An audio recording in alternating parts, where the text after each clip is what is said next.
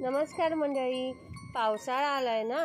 पावसाळ्यात सर्दी खोकल्याचा त्रास सगळ्यांना होतो, म्हणून आपण घरच्या साहित्यात छानपैकी हे गुणकारी कफ सिरप बनवत आहोत.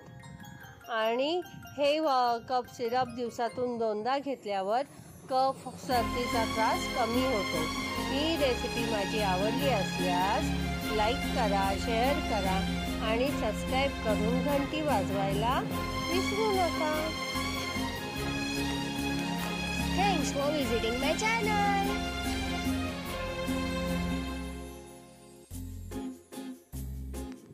आता बाबा टेस्ट करून सांगतील हे औषध कसं झालंय. तर बाबा, कसं झालंय हे औषध? छान छान.